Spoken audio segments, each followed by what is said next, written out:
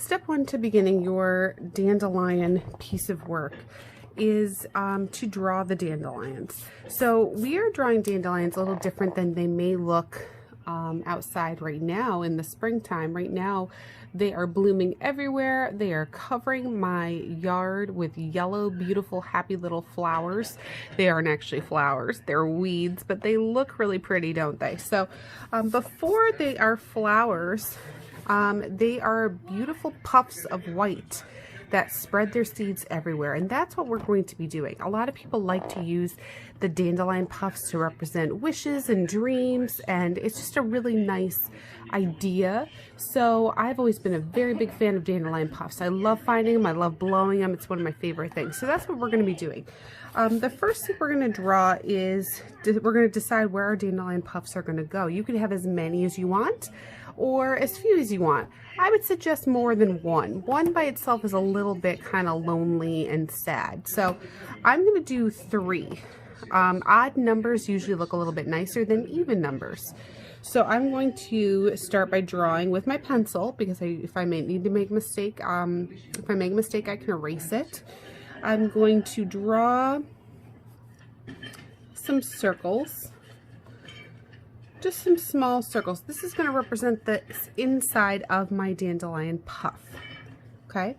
Now I'm going to draw some straight lines coming out of it.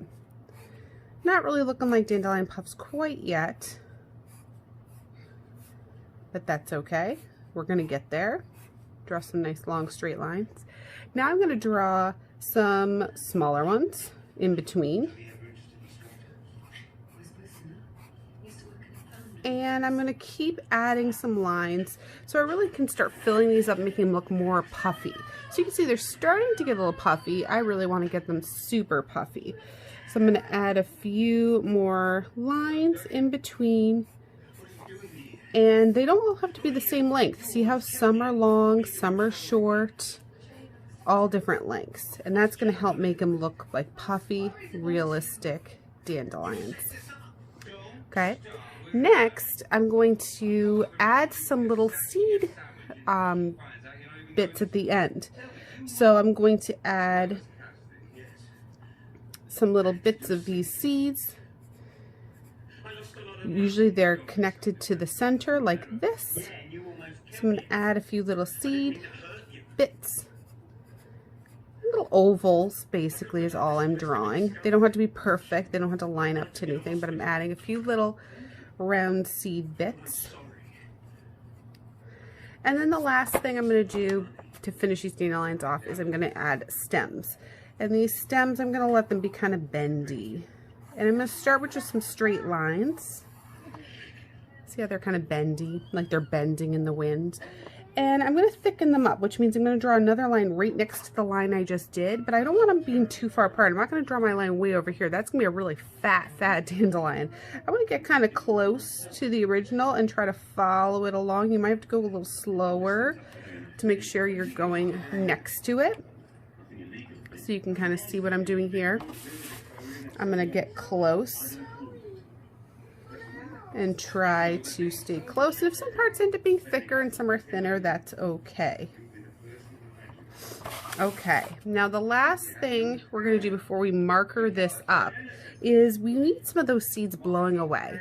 So I'm going to draw some seeds from my dandelion puffs floating in the wind. So there I'm going to try to create like sort of a nice path for them.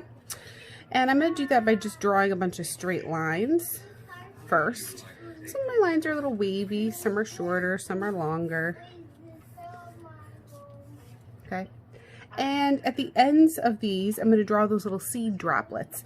I'm going to do little ovals at the ends that are like floating away to show that my dandelions are blowing away. They're starting to go with the breeze. So I'm trying to create some movement.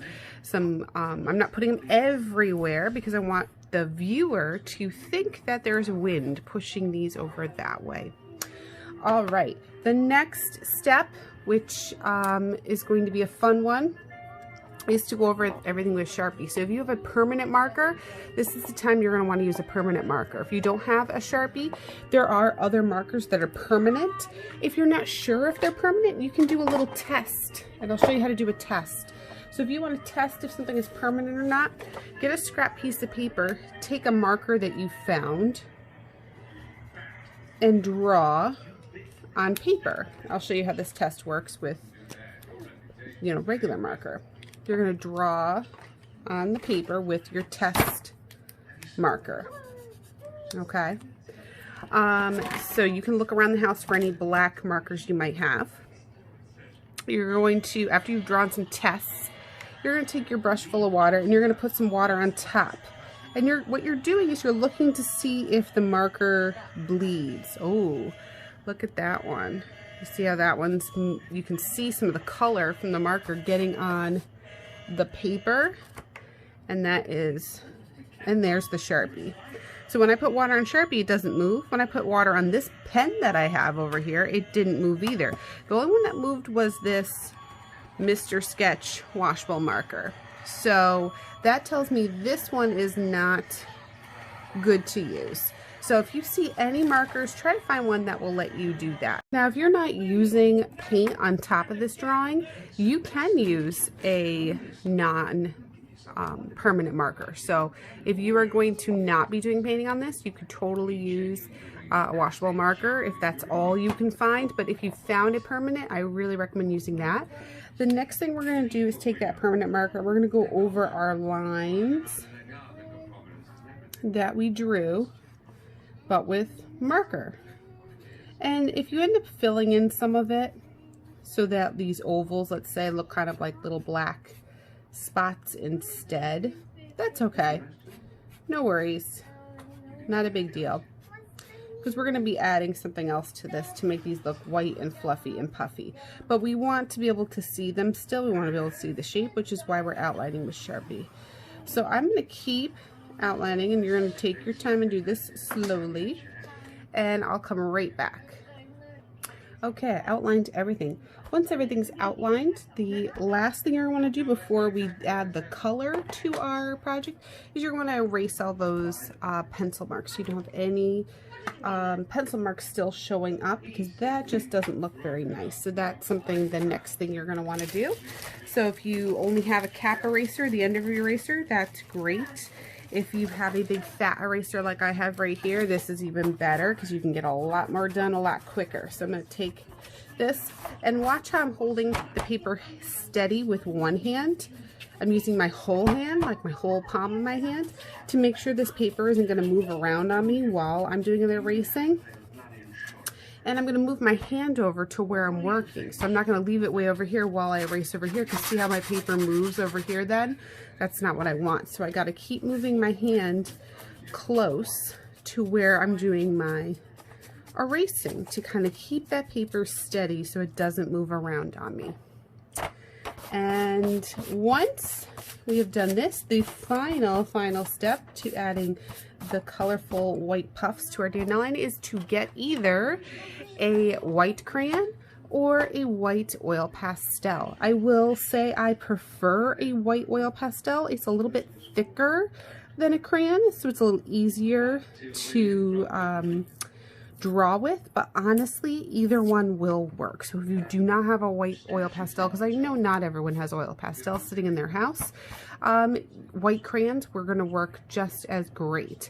If you don't have any white crayons, maybe you have a gray crayon, or maybe you have some other crazy color, and we could just make these fantasy puffs. So maybe instead of realistic dandelion puffs, they're wild, colorful rainbow puffs or something like that. So if you don't have that, that's okay.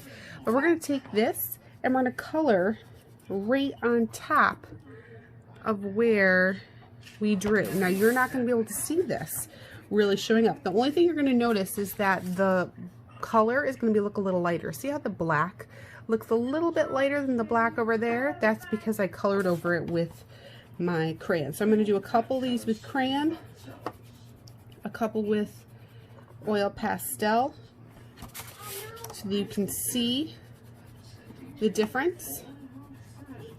So I'm going to do these with crayon, and then I'm going to do the next one with oil pastel. And as far as the stems go, see how the oil pastel is a little bit thicker? You can see it a little bit better than you can the crayon. It's not a lot, and I actually broke it. Oops, it's all right. I'm just going to use my little nub here. But if you have another color and you want to do the stem a different color, usually the stems are green. So if you happen to have a green crayon or something, you can color those in. So I think I'm going to be doing that as well. And of course, the last step is you want to color in all of your little dandelion puffs that are flying away as well, with a nice little strip of white as well.